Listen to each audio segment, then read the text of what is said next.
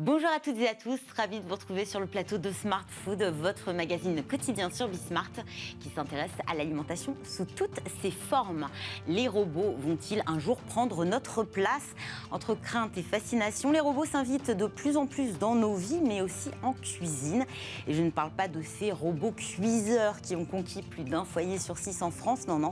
Des robots cuistots qui, vous allez le voir, mettent littéralement la main à la pâte. En plateau, à mes côtés, Nicolas Jeanne, bonjour. Bonjour Fanny. Vous êtes fondateur de Bolk. Bolk, c'est une start-up que vous avez créée en 2020, donc c'est assez récent.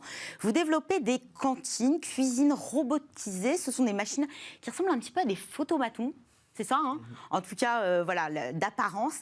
Mais dans ces machines, il y a quelque chose d'incroyable. Vous allez nous dire de quoi il s'agit. Ces cantines permettent de cuisiner 300 plats différents, du chaud, du froid, du sucré, du salé, et le tout en 45 secondes. À vos côtés, Philippe Goldman, bonjour. Bonjour. Vous êtes le CEO de Pazzi Robotics. Avec vous, le Pizzaiolo est un robot depuis 10 ans maintenant, 2012. Vous développez un bras robotisé qui, lui, est capable de façonner et de préparer des pizzas. Une pizza prête en 5 minutes. Oui.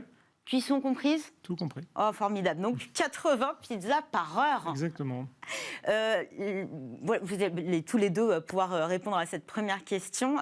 Comment est née l'idée de robotiser en fait, un process de cuisine, de préparation de repas?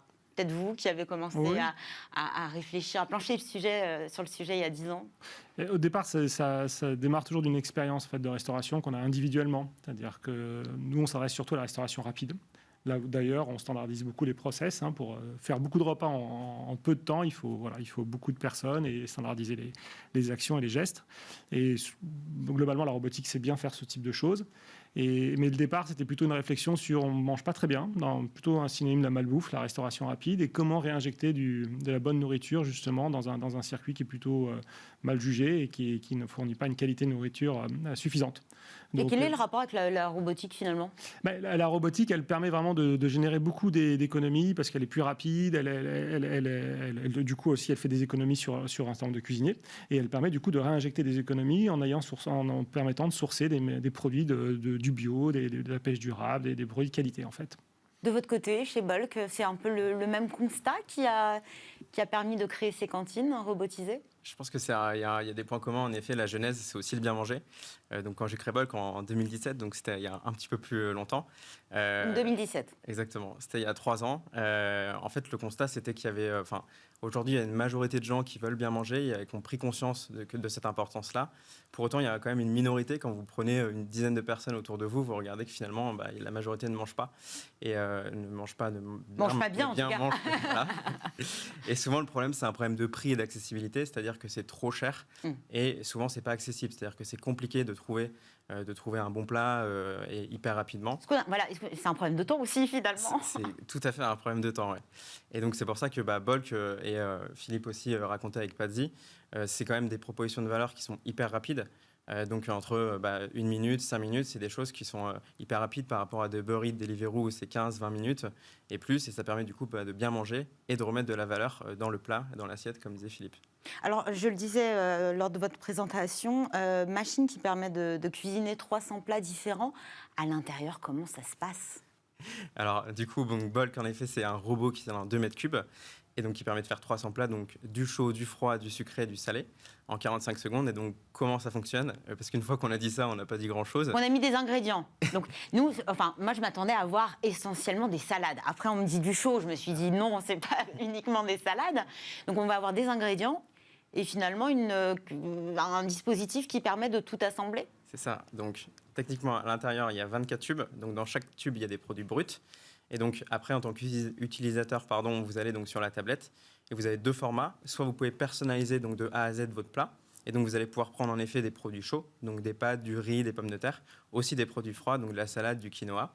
Donc ça s'adapte aussi à un cas éventuel de régime particulier, d'allergie alimentaire, Exactement. où on peut choisir vraiment ce qui Exactement. compose le plat. Et c'est une des forces aussi de la robotique, c'est que ça permet la personnalisation. Donc personnaliser, on peut enlever des ingrédients, on peut en mettre, on peut doser la sauce. Donc en effet, il y a des personnes qui ont des objectifs de perte de poids, de prise de masse, des allergies aussi. Et donc la robotique permet ça. Et je pense, parce que j'ai été aussi voir Pazzi à Val d'Europe, c'est aussi quelque chose qui propose sur la personnalisation. Val d'Europe, le premier restaurant où on a pu voir ce bras robotisé. Comment ça fonctionne? Et j'ai déjà, sur le plateau d'une autre émission, Smart Job, reçu quelqu'un qui développait de la cobotique avec des bras articulés. Est-ce que là, on a besoin d'un humain à côté, où il est vraiment totalement autonome? Alors, les robots sont plusieurs, en fait. Ils sont 3. Ils sont 3, voilà. Et pas que, parce qu'en fait, c'est vrai qu'on assimile la robotique aujourd'hui à des bras, mais après, il y a des machines automatisées qui sont aussi de la robotique. Et donc, mais les 3 fonctionnent de la même manière? Non. 3 fonctionnent, ont des tâches différentes, en fait. Voilà. Et voilà, 3 compagnons, comme une brigade. Travaillent presque main dans la main. Voilà, exactement, bras dans le bras. Et donc, ils travaillent ensemble pour élaborer une pizza de A à Z. C'est-à-dire qu'à partir du moment où le client va commander, ou une plateforme de livraison commande, les robots vont cuisiner une pizza, donc vont préparer un pâton, étaler la pâte, voir si la pâte est de bonne dimension, sinon la rejeter, en faire une autre. Donc, il y a vraiment une élaboration, une cuisine qu'on appelle complexe, pas un assemblage, justement, c'est l'élaboration d'une vraie pâte, et mettre des ingrédients, comme l'a dit, du coup, personnaliser aussi la pizza, la sauce, gérer des cuissons, différents types de cuissons, et puis après, la placer sur une boîte à pizza, découper la pizza, fermer la pizza, et puis la remettre au client. Pour tous les deux, combien de temps faut compter entre le projet, qui est vraiment sur presque un bout de papier, jusqu'au produit fini qui est opérationnel? On met combien des années? Moi, il nous a fallu 7 ans. Ouais. 7 ans parce que on pensait le faire en 3 ans et comme d'habitude, c'est plus long. Voilà, parce qu'en fait, il y a énormément de défis technologiques. Ça vient surtout du fait qu'on vient commencer à maîtriser une pâte. Une pâte, c'est un élément très organique. Déjà, pour quelqu'un d'humain qui maîtrise, c'est pas non plus évident. C'est pour ça que les pizzerias marchent, c'est parce qu'on n'arrive pas à les faire à la maison. Oui. Donc, voilà. Donc, du coup, il fallait en plus les faire non seulement par un pizzaïolo, mais en plus par un robot. Donc, on s'est fait aider par un grand chef, triple champion du monde de la pizza, qui est Thierry Graffanino, qui a aidé à élaborer une pâte de qualité. Donc, c'est sur la pâte. C'est là où il vous C'est la a aidé. maîtrise de la pâte. Après, il faut la maîtrise des cuissons, puisque vous imaginez que dans le même four, vous allez mettre des pizzas qui ont des besoins de cuisson différentes. Il faut aussi savoir doser les ingrédients. Et nous, on voulait une grande liberté d'ingrédients pour aller du fromage, des légumes, des poissons, tout type d'ingrédients, pour que ce soit un grand choix pour les clients. Donc tout ça, ça a pris beaucoup de temps, beaucoup d'itérations. On fait des erreurs, on s'y remet. Voilà, un vrai travail d'inventeur. Et la technologie permet vraiment de nous adapter à toutes ces données-là. Je pense notamment à la pâte à pizza, mais c'est valable lorsqu'on fait du pain, de la pâtisserie, de la pâte à pâte.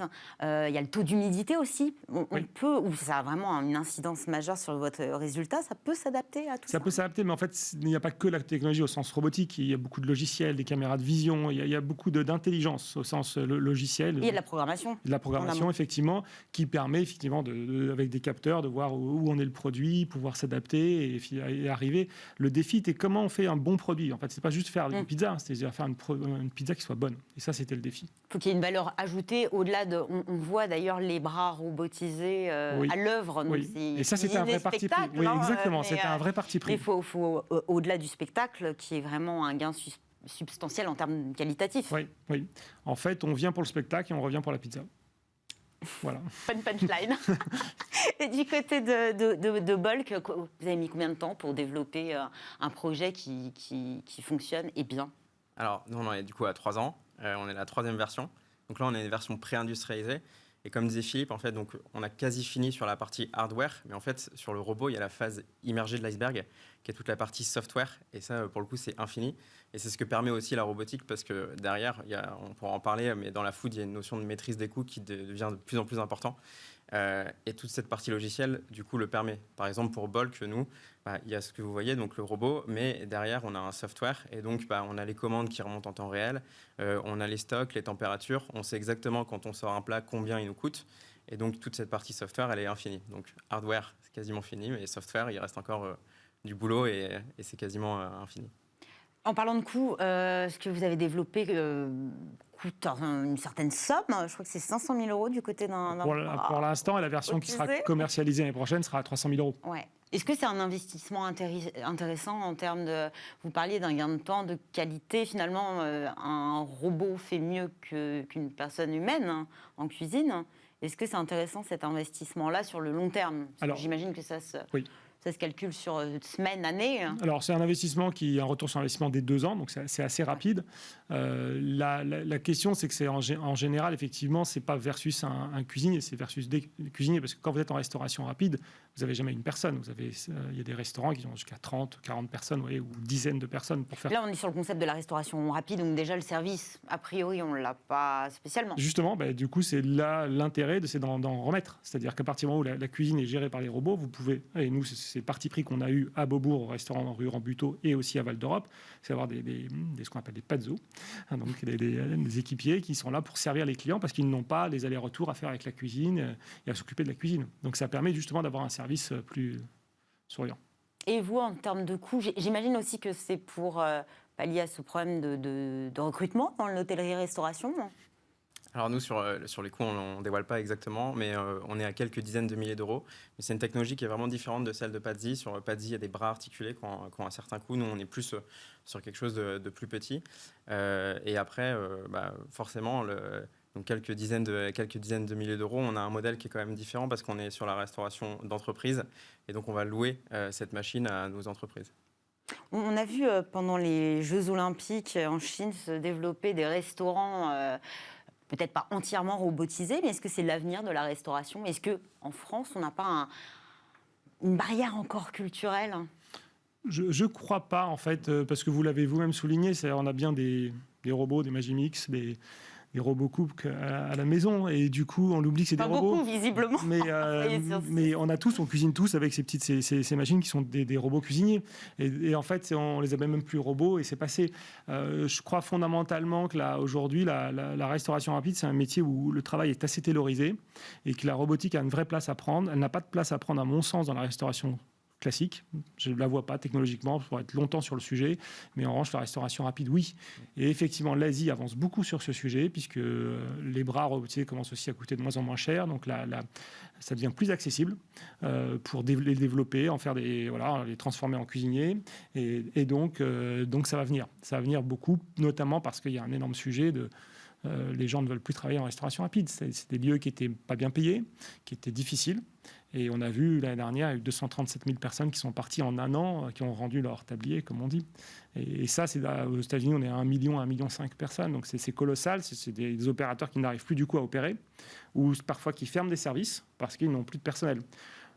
Et donc il faut une réponse à ça. Et autant que la réponse soit française que chinoise.